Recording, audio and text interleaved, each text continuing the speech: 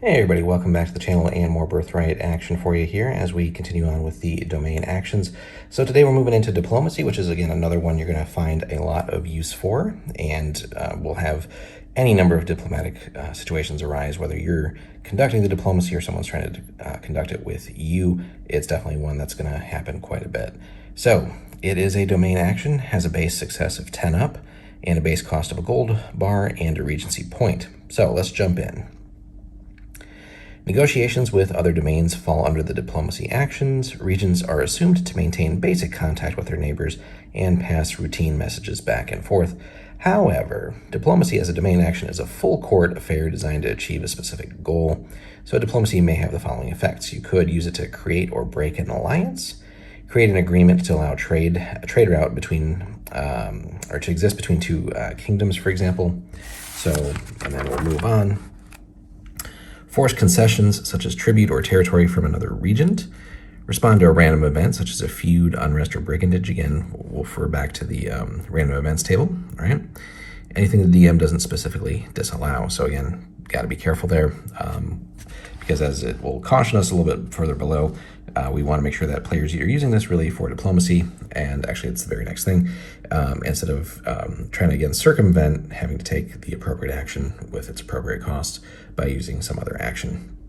So for example, if the regent wants to start a war, really they're going to have to declare a war. You can't use the diplomacy action to say, well, we don't want to be friends anymore. We're going to declare a war through that action.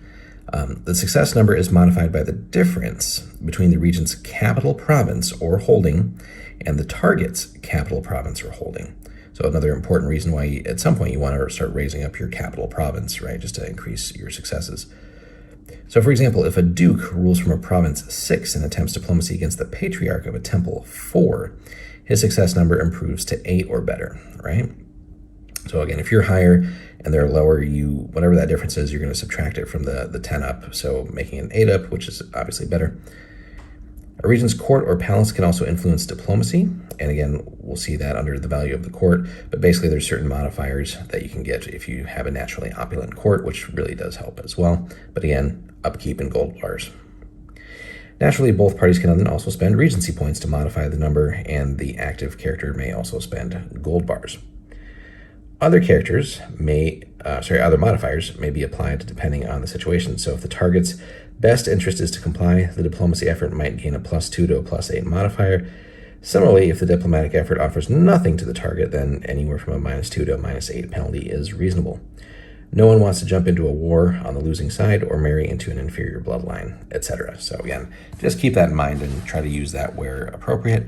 And then lastly here, just a sort of a tie-on to the diplomacy ability, which is diplomacy against PC regions, right? It's going to happen if you have multiple players, each ruling all their different domains and realms and stuff.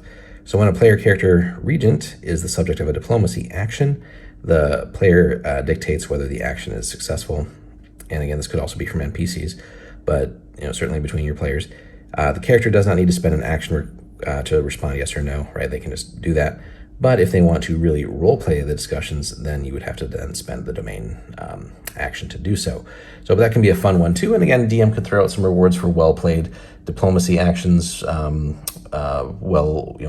acted negotiations, things like that. So, but also penalties for poor performances or just outright rudeness or things like that.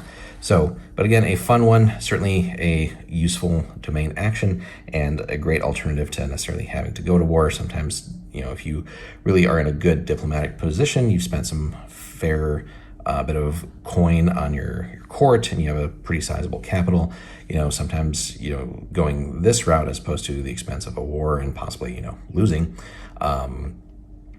or having, the war spread unintentionally, it offers another great way of achieving certain ends that you want to get to without having to get, or cause unnecessary loss of life. So a fun one to be sure, but let us know in the comments some memorable diplomatic events that you've done, whether it's between NPC realms and domains and your players, or player to player. So let us know in the comments, guys, and any house rules or modifiers that you've done to the diplomacy action. So leave us a comment, like, subscribe. It really helps out the channel, and we'll be back with more Birthright content for you soon. Thanks so much for watching.